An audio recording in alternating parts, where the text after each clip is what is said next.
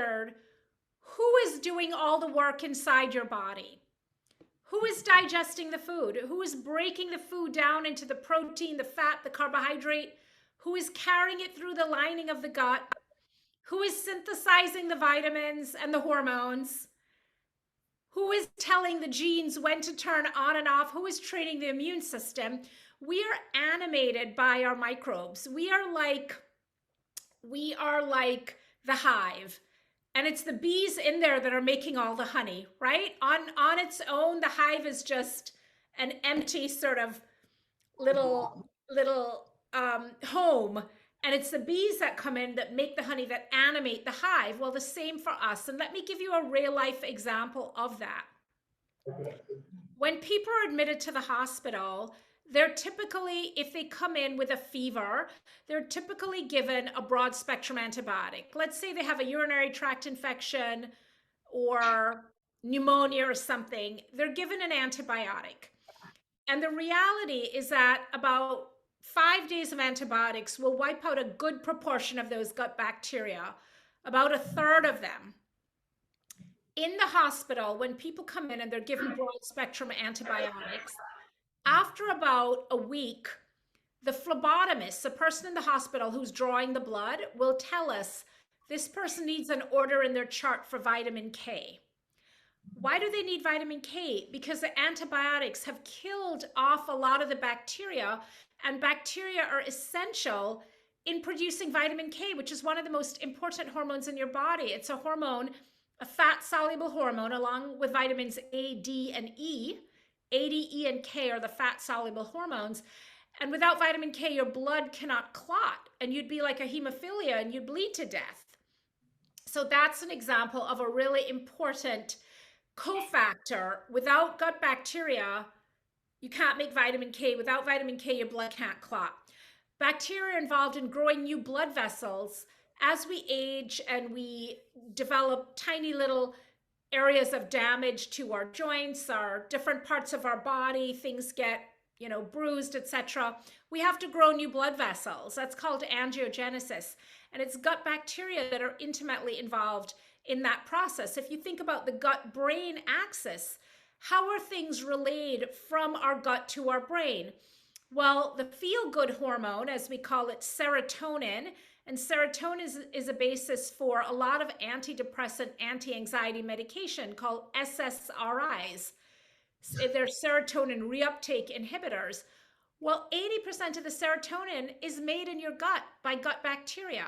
So you start to see that if your gut bacteria, if your microbiome is off, your serotonin production is going to be off. Your mood is going to be off. Serotonin, which is made from tryptophan, an amino acid, serotonin is a precursor hormone for melatonin, the sleep hormone. So if your gut bacteria are off and your serotonin is off, your melatonin is going to be off and your sleep is going to be disrupted. So we start to see how all these different things are related in terms of the immune system. All those trillions of gut bacteria are on one side of the gut lining, and all your immune processes are on the other, and they're separated by a razor-thin barrier, 1 cell thick, and that's the gut lining, sometimes called the gut intestinal epithelial barrier. Well, the microbes on one side are guiding the immune system on the other. They're telling them what to do. They are literally like air traffic control for your immune system. So again, you start to see if the gut bacteria are off or disrupted or insufficient, you're not going to have a proper immune response. And we know that from lots of different studies looking at the gut immune connection. We know that certain types of heart disease, including coronary artery disease, are mediated through gut bacteria. And that's likely mediated through the food, because we know that the ideal food for gut bacteria is a high fiber diet. Plant fiber. Gut bacteria take plant fiber and they metabolize it to something called short chain fatty acids, things like butyric acid, propionic acid. And those short chain fatty acids, not only do they maintain the health of the gut lining, but they modulate the immune system. They make sure that the immune system is operating at a just right level. It's not overactive, where you're having allergies and autoimmune conditions. It's not underactive, where you're unable to clear infection. So it's that Goldilocks immune system. Without enough plant fiber, you don't have enough short chain fatty acids, you will not have a healthy immune response. And so, I try to make it sexier than eat more plants, but at the end of the day, that is my number 1, 2, and 3 recommendation for how to have a healthy gut immune response, is really the importance of plant fiber. So when we think about where the gut is located, I want you to take a look down. It's located in the center of your body, right? Where's your gut? It's right in the middle. And think of it as a wheel, and then the spokes. You have your brain and your heart and your lungs and your kidneys and your musculoskeletal system. But the gut is the engine. And just like in your car, if your wipers aren't working, or maybe the transmission is off, your car is still going to go. It might not ride as well, but it's going to run. But if your engine is broken, your car is going nowhere fast. So it's the same thing. So Hippocrates said it thousands of years before I did, all disease begins in the gut. And that's because the gut is so central. So when you think about digestion, as the food is broken down, the nutrients are absorbed and assimilated through the gut, and they're transported to all the different organs. If that digestive process is off, if you don't have a healthy complement of gut bacteria, if your gut lining is degraded, if you don't have enough stomach acid, all of these really important gut-centric activities, you're not going to get proper absorption and assimilation of those nutrients. And that's going to affect all your organ systems. It's going to affect you cognitively. It's going to affect you musculoskeletally. It's going to affect you immunologically. There was a study earlier this year. It was a nurses' health study. And they looked at thousands of women. They described middle-aged women in their 50s. And they looked at cumulative antibiotic use. And they found that women who, over a period of 7 years, had used more than 2 months of antibiotics at a time, not at a time, a cumulative dose of 2 months of antibiotics over, I believe the period was 4 to 7 years, had a global decline in cognition that was equivalent to age in the brain 3 to 4 years. Now, why is antibiotic use associated with aging of the brain? Because of the gut bacteria. Because again, as I told you, antibiotics remove wide swaths of bacteria, not just whatever bad guys you're trying to kill. You're trying to wipe out the E. coli that's causing your urinary tract infection. But while it's doing that, it's also removing droves of these essential bacteria. And as I just explained, when these bacteria are destroyed, you can't make enough serotonin. The gut-brain communication is affected. And so we see from these studies that long-term antibiotic use is associated with this decline in global cognition. So as we're all thinking about how we age and how we want to age with a healthy immune system, particularly in this world of viral pandemics. We want to age with a healthy brain. We want to age with a healthy body. We have data showing that as we get older, we want to see more diversity in the microbiome. And the number one way we get a more diverse microbiome is by eating a diverse array of plant food. So there was a study from 2018 called the American Gut Project. The American Gut Project is a nonprofit that was founded by Rob Knight, who's a terrific, I believe he's Irish. If he's Scottish or Welsh, he's going to be mad at me, but I think he's Irish. He's a terrific Irish researcher, a PhD, and I do believe he's going to win the Nobel Prize in the next decade. So remember that name, Rob Knight. And he founded a nonprofit called the American Gut Project, and they do microbiome analysis. You send the stool in and they analyze it. But the really unique thing about the American Gut Project is it works as an open source for scientists all over the world to study the microbiome. They did a study in 2018 where they looked at over 10,000 people globally. And what they found was that the number one indicator of health of the microbiome, and remember, the health of the microbiome informs our health. It informs our risk for heart disease and neurological disease and immunological diseases, etc. Certainly infectious diseases. Well, the number one predictor was the variety of plant foods in the diet. and the magic number was 30 per week. People who ate 30 or more different plant foods per week had a vastly superior microbiome to those who ate fewer than 10. And here's the interesting thing. I see patients in my practice all the time who say, "Oh, doc, I'm a really good plant eater. I eat vegetables, morning, noon, and night." And that may be true, but guess what? They're eating the same peas, carrots, and broccoli in heavy rotation. So they're not eating a variety. They're eating just the same vegetables over and over again. So 30 plants a week might sound like a lot, but I want you to think about a bowl of oatmeal and what you can do with that. When I make my oatmeal, I use oat milk. That's one. The oats themselves, two. I use raisins, pumpkin seeds, walnuts. We're at five. I always do blueberries, six. I like a little shredded coconut, seven. And a little splash of maple syrup. That's 8 plant foods from my one bowl of oatmeal. Have a salad at lunch. Lettuce, cucumber, chickpeas, grated carrots. What else do I throw in? More pumpkin seeds, maybe some more nuts. That's 6. So I'm already at 13. I'm at almost half that target of 30 different plants with just breakfast and lunch. And you get credit for spices. So put in a little, some turmeric. You get credit for herbs. Chop up some cilantro or basil in there. You get credit for all of it. So what we see with this study is that it's not just how many servings of plants you're eating. It is a variety. And that's why eating seasonally, if you can get out of the supermarket and get to the farmer's market. Do you have a regular farmer's market in Hilton Head? Yes. Yeah. Get to the farmer's market, support those local farmers, and get food where you can see dirt on it. When I go to Whole Foods and I look at the carrots, every carrot is, 5.7 inches long, and they're all the same orange color, and there's no dirt. Where did these carrots come from? I mean, I love Whole Foods, don't get me wrong, but the food in there is really clean. We want food. If you can when I go to the farmer's market, those carrots look so gnarly. They're short and stubby. They've got like little fingers, coming out of them, and they're covered in dirt.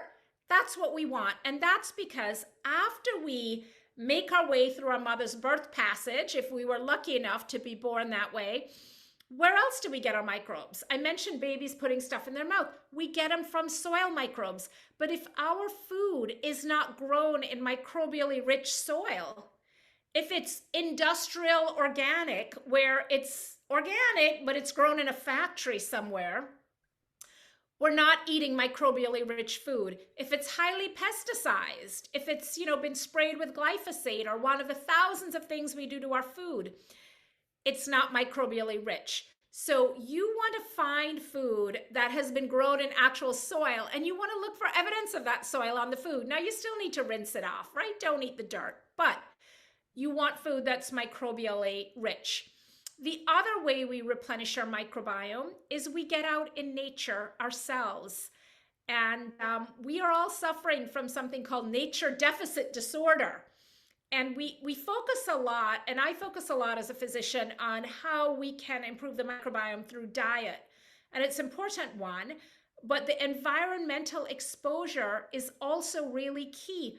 And, if you think about how a lot of people live, particularly as we age, I mean, you live in a vibrant community surrounded by other people. The lateral exchange of microbes is very important. So we have vertical transmission from our mothers down, but lateral transmission. And we can only get that if we are together. If everybody's in their separate room and there's no real community and there's no contact, we're not getting that. Pets are great for, I don't know, do you have pets in your community? Yes. Fantastic. If you don't have a dog or a cat, when you see your neighbor's dog and cat, I want to make sure that you stop and you pet. Of course, ask first. Let them lick you all over, get nice and dirty with a pet, because pets are an important source of microbes for us. Dogs, cats, horses, cows. I don't think you have any cows there, probably. These are really important. And we know that communities that live in a rural environment that have exposure to animals have fewer allergic diseases. If you look at the difference between the Amish community and other communities like the Mennonites and the Huttites and so on, the Amish have a lot of contact with their animals. If you look at a typical Amish community, like a drone shot, you'll see that the barns and stuff where the animals are very close to them.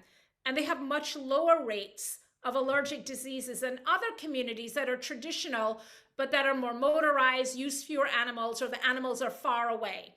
So animals are fantastic for our microbiome. We know that children who are brought up in households with dogs have fewer infections, end up on fewer antibiotics. So animals are, now it doesn't mean if you don't have a dog or a horse or a rabbit or a cow, your microbiome is not going to be healthy. But again, exposure to nature is really key. You want to literally try and sit in the grass, walk amongst the trees. You live in a beautiful place there and you are surrounded by nature. You have to watch out for those. Is it alligators you have or crocodiles down there? Alligators, yeah. You don't want to get too close to the gators, for sure. But it's just amazing that you have them there. And I think it's so fantastic that in Hilton Head, they've done such a great job of maintaining the wildlife, as dangerous as it might sometimes be. When we were down there, August 2019, and my parents came down, we were down for a week. My parents came for the weekend and we set out to, we were, I think, second row from the beach, and we were heading to the beach. And this gigantic alligator was just laying across the path. And, it was kind of shocking, but it was also fantastic to realize that, we're living in such close proximity to nature, and how good that is for us and for our microbes, and how they've developed the community there with pathways and jogging trails where, you're going to see gators and snakes and things like that. So again, you don't want to get too close, but it's good that they're around. And of course, you have those wonderful stables. I've gone riding there when I've been there. So again, these are all things that we take for granted.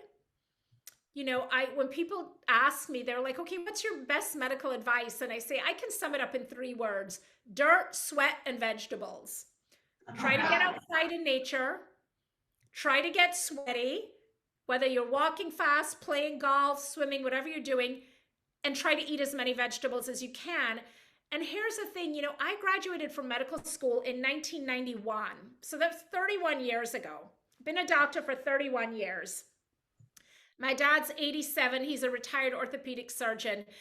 And we both agree, somewhat jokingly, but sometimes a little seriously, that as we get older, and I'm talking about people who are generally healthy, I'm not talking about if you have a condition you need to see a doctor, but in general, another good piece of medical advice is limit your interaction with the medical community, because, they will medicate you and do things to you.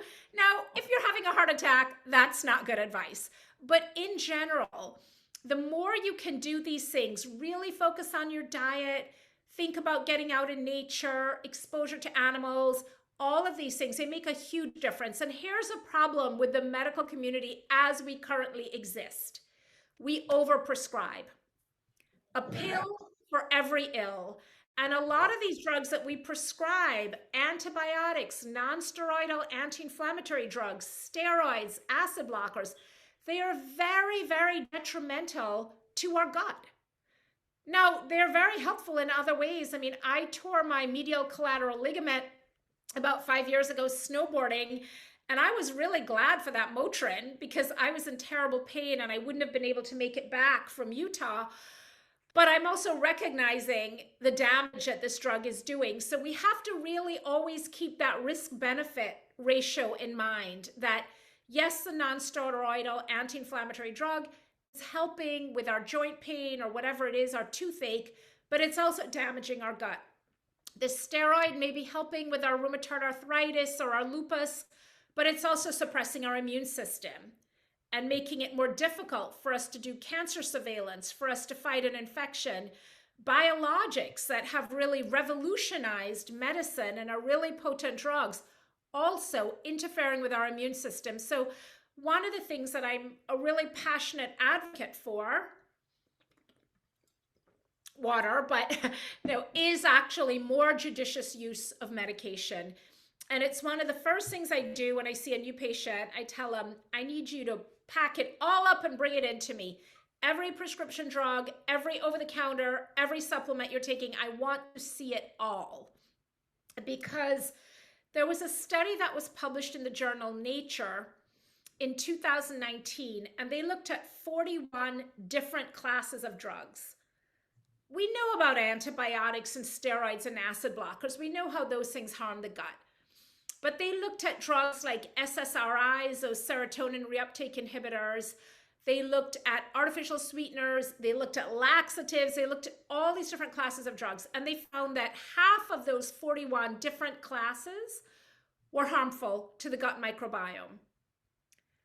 And so, there may be a very compelling reason why you're on a drug, but I want you to really think about this idea of judicious use. And when you are prescribed something, the first question I tell people to ask is simply, is this drug absolutely necessary?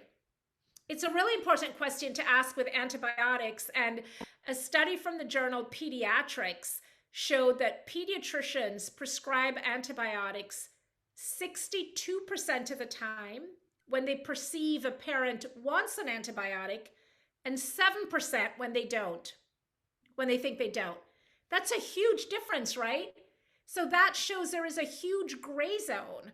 And we know when we think about adult medicine, that a lot of the time, the doctor thinks it's a viral infection. There's no evidence of a bacterial infection, but the doctor perceives that the patient wants something, and the doctor may not be as well informed as she or he could be about the risk of the antibiotic. So I want you to be the type of patient who has one eyebrow raised, who's like skeptical.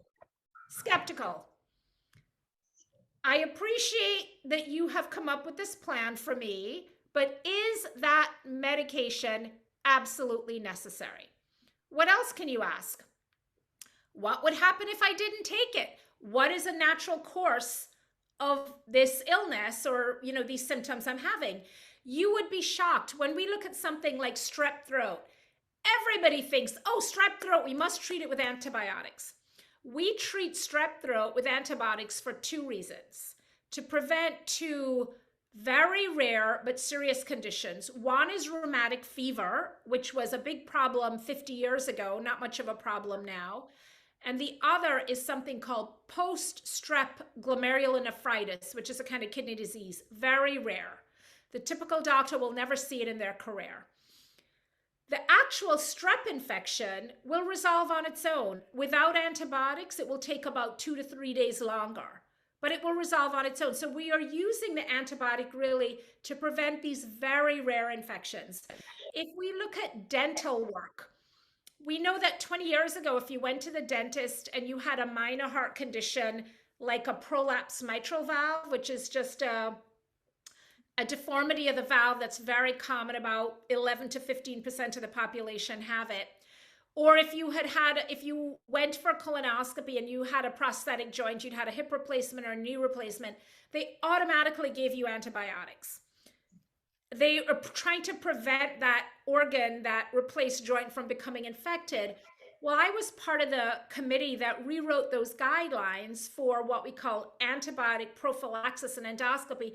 And what we found very clearly was that the risk of the antibiotic far outweighed the likelihood of the replaced hip getting infected or the mitral valve, the prolapsed mitral valve becoming infected. And so people were developing antibiotic-associated diarrhea, Clostridium difficile, which is a type of infection in the colon you can get as a result of using antibiotics, and a kind of bacteria that can proliferate. And so we found very clearly that the risk of the antibiotics outweighed the benefit. So again, judicious use of these medications, all of them. In the case of antibiotics, you want to ask, is this antibiotic absolutely necessary? What would happen if I didn't take it? Are you using it to treat an actual infection, or are you using it to prevent something that may or may not happen down the road? And if that's the case, can I wait?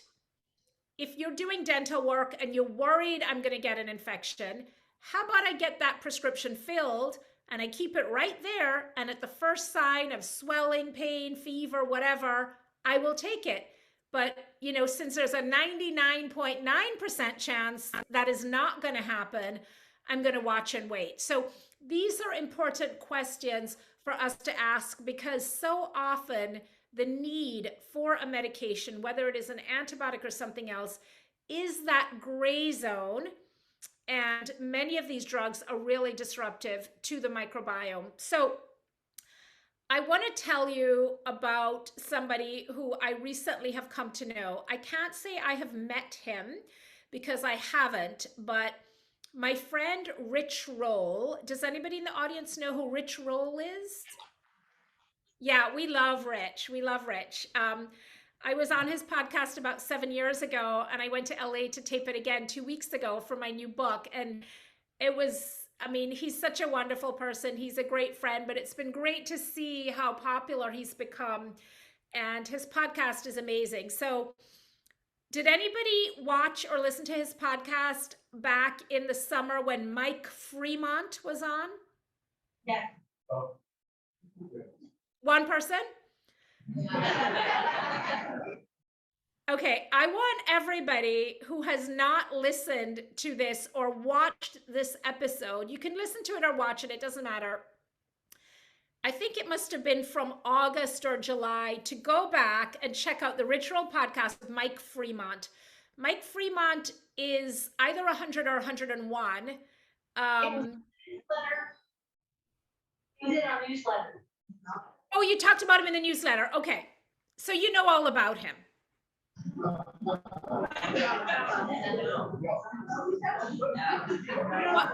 What I love about Mike Fremont is it's not, so he embodies my principles of dirt, sweat, veg, right? He's out there running in the park, he's canoeing, so he's getting dirty and sweaty at the same time, and he's eating lots of vegetables. He's eating only plants, as you know.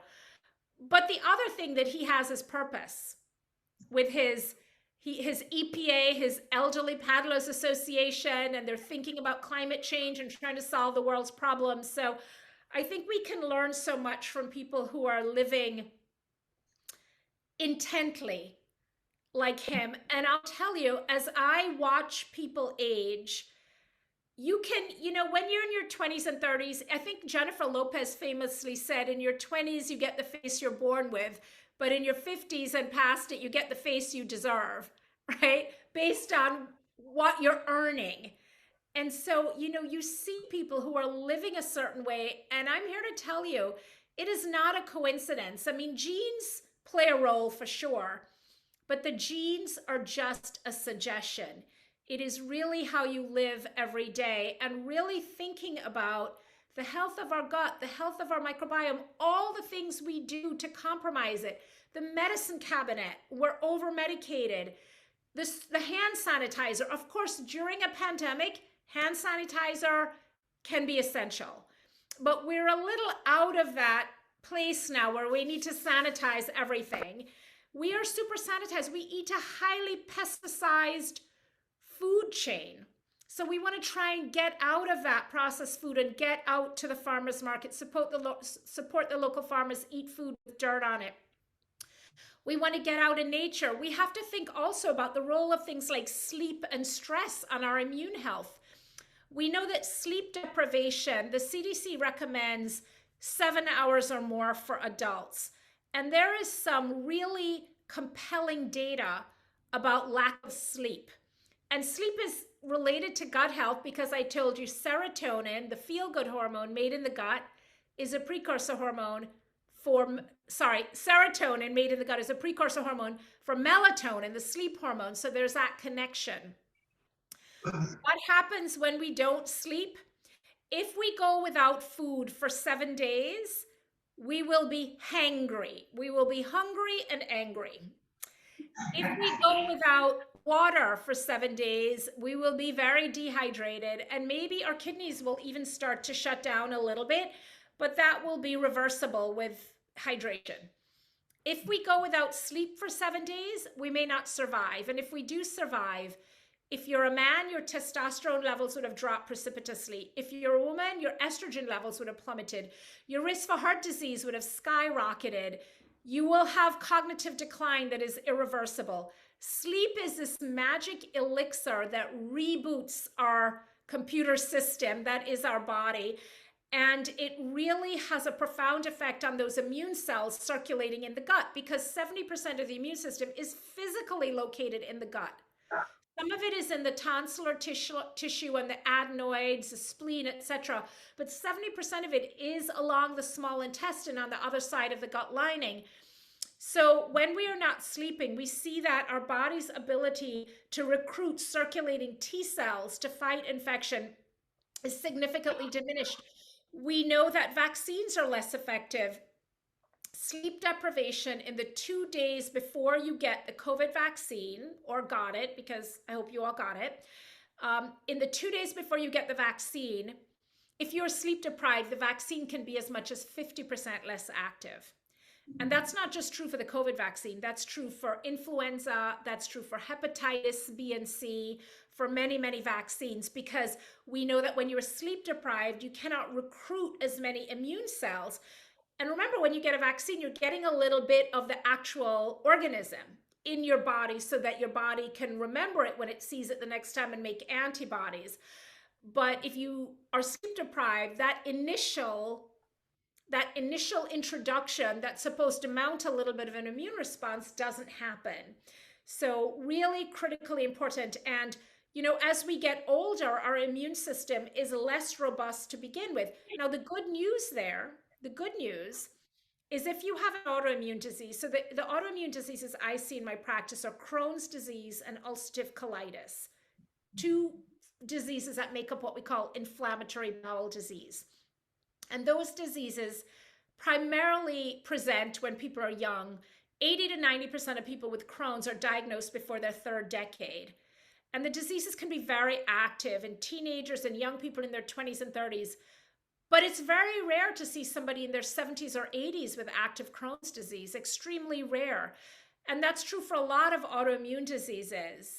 Rheumatoid arthritis seems to be a bit of an outlier there, and that's probably because there's osteoarthritis with age superimposed. But what we see is that as we get older and the immune system gets less active, it also means that autoimmune diseases get less active. So people who have had MS or lupus or Crohn's are often able to taper or discontinue medication as they get older. But it means that we really have to think about the things like the effect of sleep on our immune system, the effect of stress. We know that chronic stress can increase levels of harmful bacteria in our gut by up to 1,000-fold.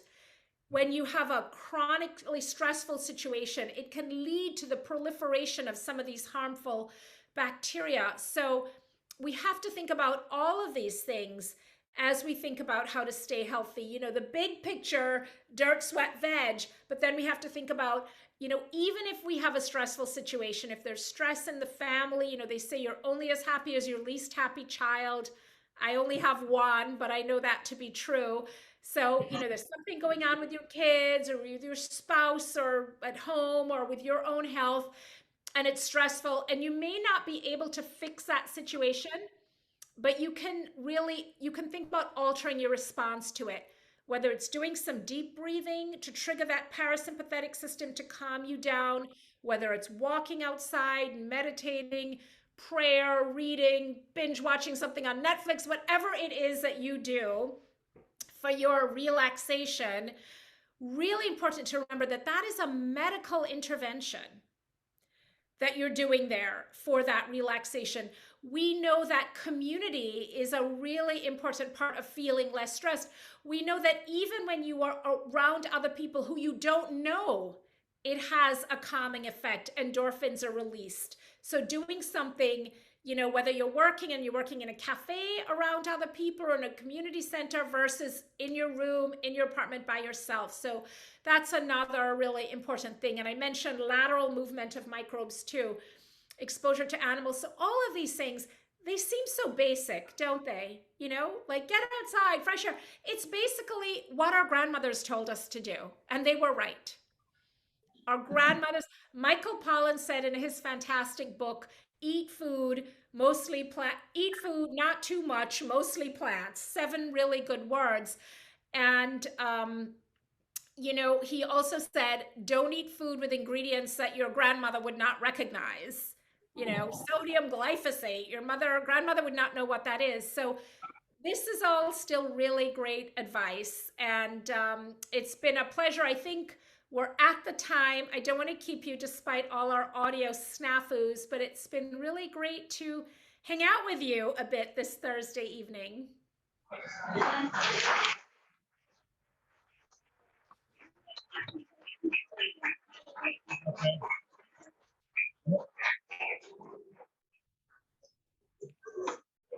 Dr. Chutkan, can you take 1 or 2 questions at the audience? Absolutely. Absolutely.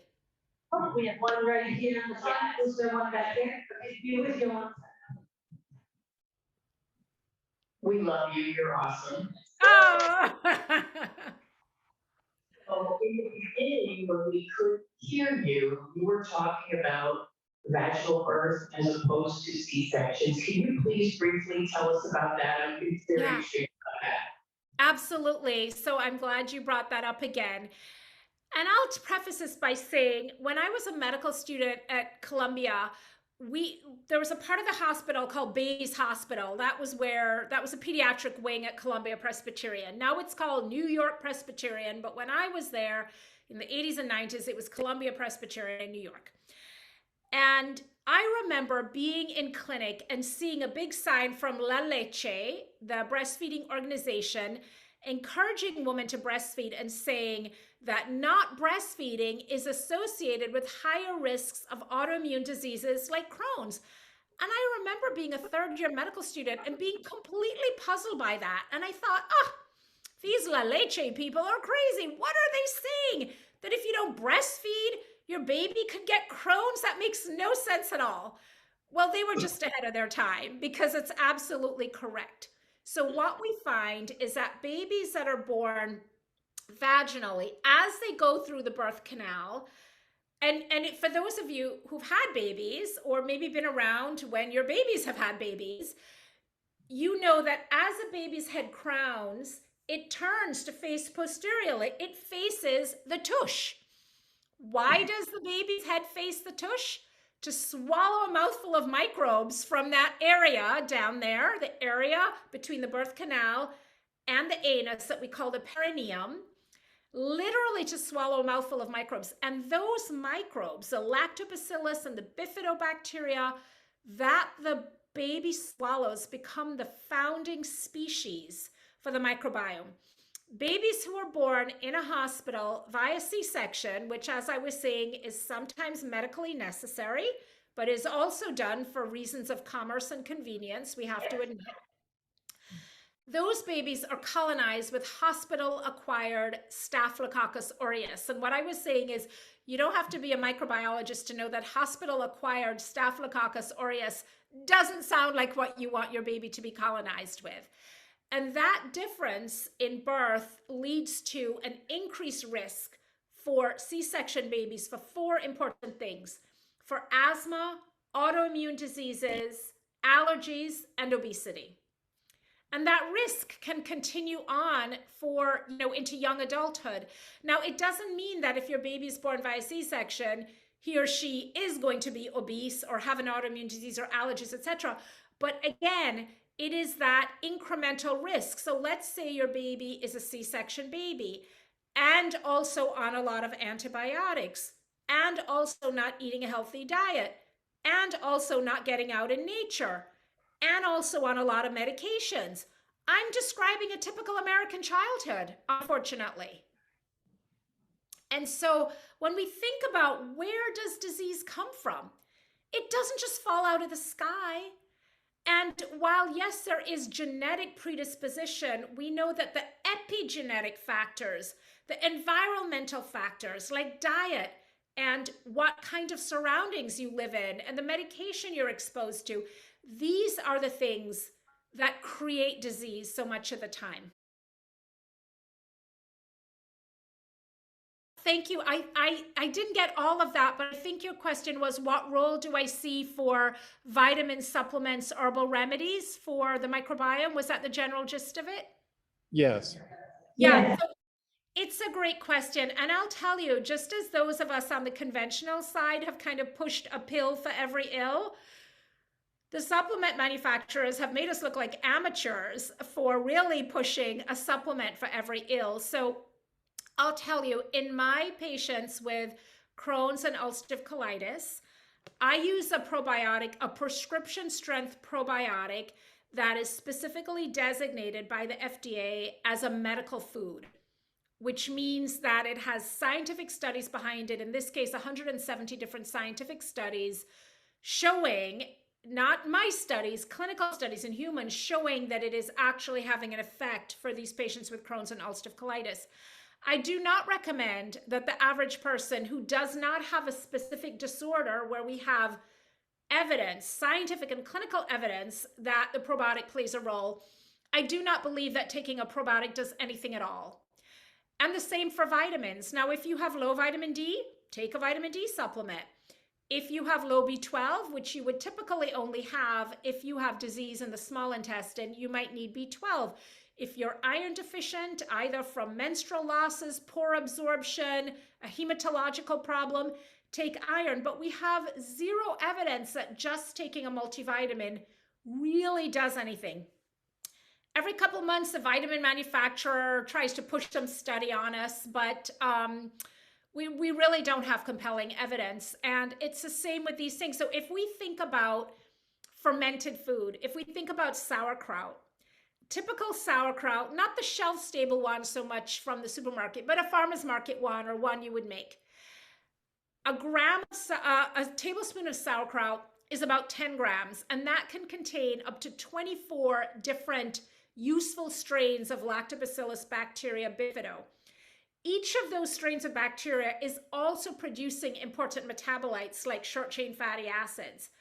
And then the sauerkraut itself, the cabbage, is the food for bacteria to eat. So when you think about a food like sauerkraut, it is this incredible combination of prebiotic, that's the fibrous cabbage for the bacteria to eat, probiotic, the lactobacillus that are produced in the fermentation process, and postbiotic, the actual metabolites they're making. So the average person who wants to improve their microbiome is far better off getting their hands on some good sauerkraut or kimchi, or even eating an apple that is grown locally, and if it's grown biodynamically, even better, in soil that maybe some animals have fertilized. We're much better off using the animals to fertilize our food than we are eating the animals, for sure.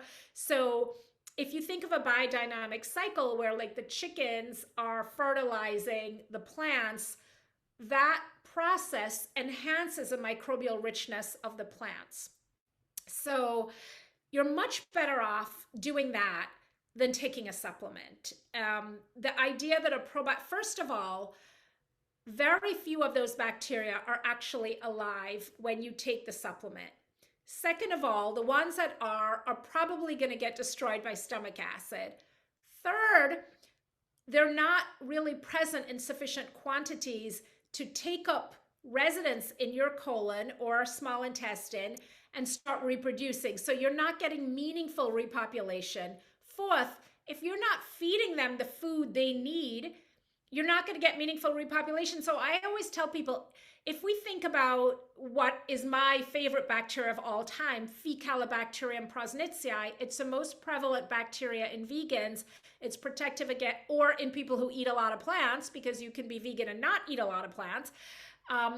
But it is protective against heart disease, colon cancer, metabolic syndrome.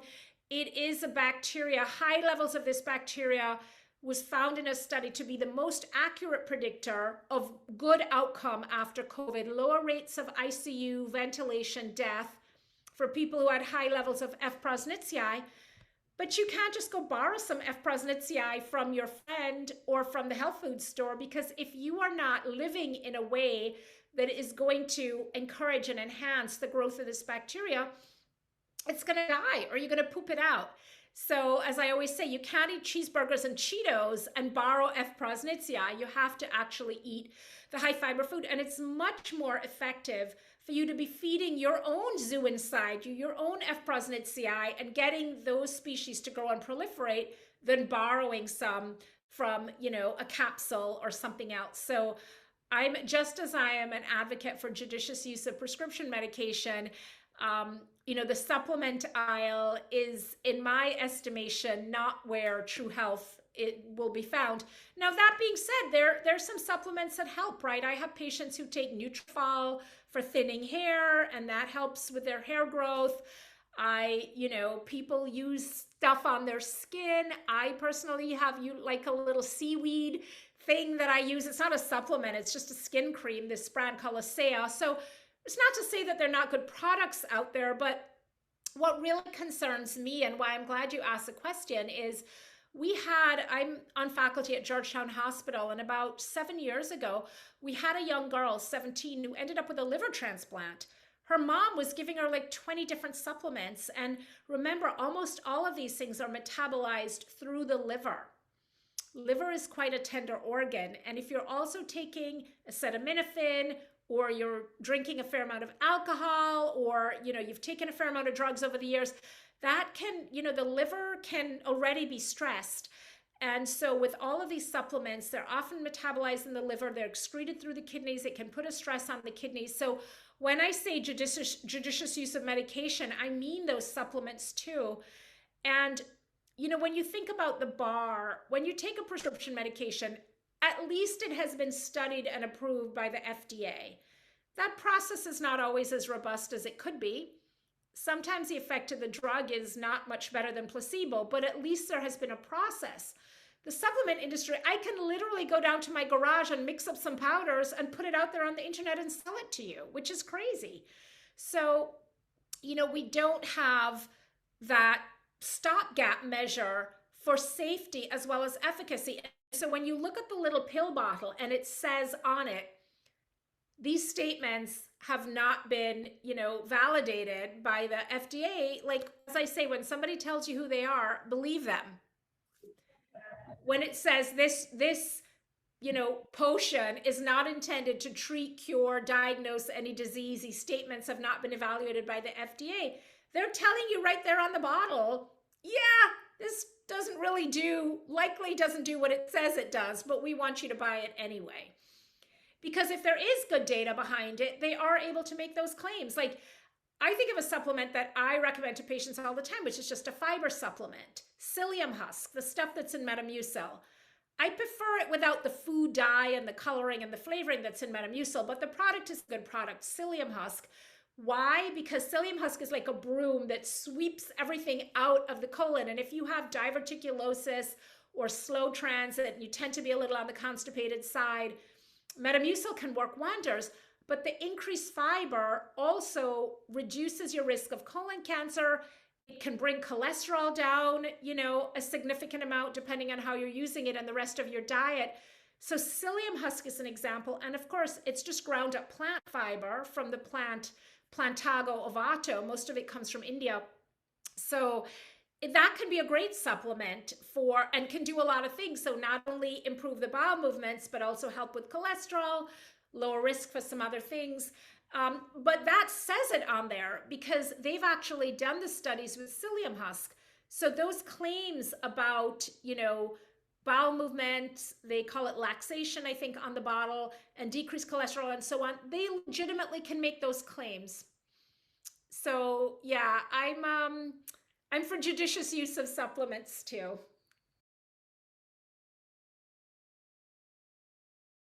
You can check your B12 levels very easily. Any commercial lab, LabCorp Quest, all of them. And you may not actually need this supplement because a lot of the food, the plant food, is also fortified with B12. And, it's not the reason that vegans theoretically need B12 is not because B12 is only found in animal foods. It's because the soil is so depleted in which our food is grown. So if you are vegan and you are eating food and a lot of it is coming from a farm, check your B12 level because it may be in the normal range. You only need B12 if it's low.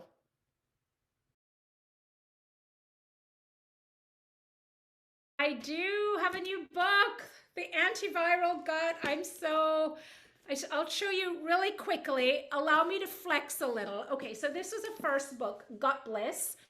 And Gut Bliss was written in 2013, and it's a love letter to all my female patients out there who are bloated and have gallstones and can't figure out what's wrong. And I explain it all in this book so that when you finish this book, you don't need me. Second book, The Microbiome Solution, that's the one I sent to you. Different kind of hair day for this book cover, as you'll see. That took a lot of work to get the hair looking like that. But in all seriousness, this is all about the microbiome and its relation to health and disease. Also very proud of this one. This one is a quickie. You don't need to get this. The Bloat Cure, 101 natural solutions for real and lasting relief. Each page is a different condition. It's like Cliff Notes for Gut Bliss. And then this one coming out on November 1st, the Antiviral Gut. And I really wrote this one because right in 2020 with the pandemic, we had great public health messaging around vaccines and masks and social distancing, but nobody was really talking about how to be a healthier host. You know, these things are all really important, but at the end of the day, the thing that is most indicative of our outcome from viral illness is our own health. And while there are things we cannot control, like our age or where we live, there's an incredible amount we can.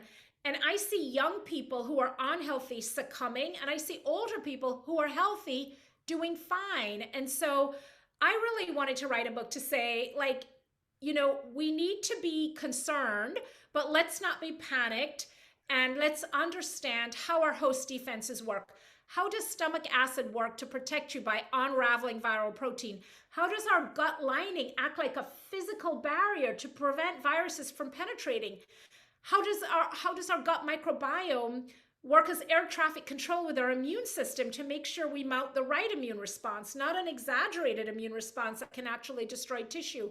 How does the 1.5 liters of mucus that we produce in our gut provide a physical, more of a barrier between that gut lining and viruses coming in? And how does it also trap viruses and excrete enzymes into them to kill viruses and then move them up through the cilia?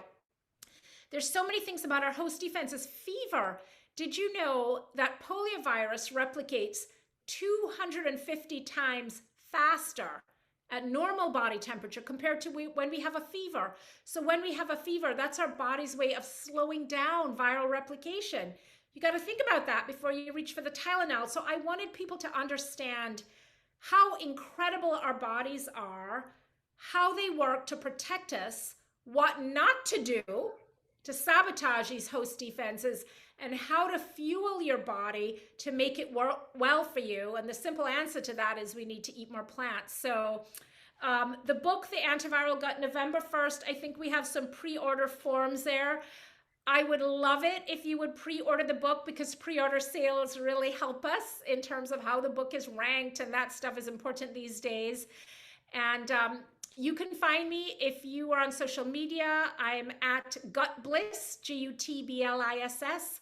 You can find me on the website Gut Bliss or my main website, which is my very difficult to spell first name and last name, but it's on the book, robynchutkan.com, ROBYNNECHUTKAN.com. And I do a free office hours every Tuesday at noon. I used to do it on Zoom. Now I do it on Instagram Live. And I do different topics Katie, I think you joined me for one I did on the microbiome and aging. And this Tuesday, I did constipation. I feel like I do constipation every 6 weeks. I cannot talk about regularity and how to relieve constipation enough. It's my favorite thing. So do join me for one of those. And I hope to see you when we're down in Sea Pines next, which hopefully will be really soon. In May, we were in Hilton Head and Daufusky. And we just love going down there. I mean, Daufusky is such a special place. So thank you guys so much. It's been such a pleasure. I wish I could have gone in person. I kept telling my husband about this and he kept thinking I was going there. He kept saying, when are you going to Hilton Head again? I'm like, honey, I'm not going to Hilton Head. It's Zoom. But I wish I could have been there to meet you all. And thank you so much for spending your Thursday night with me.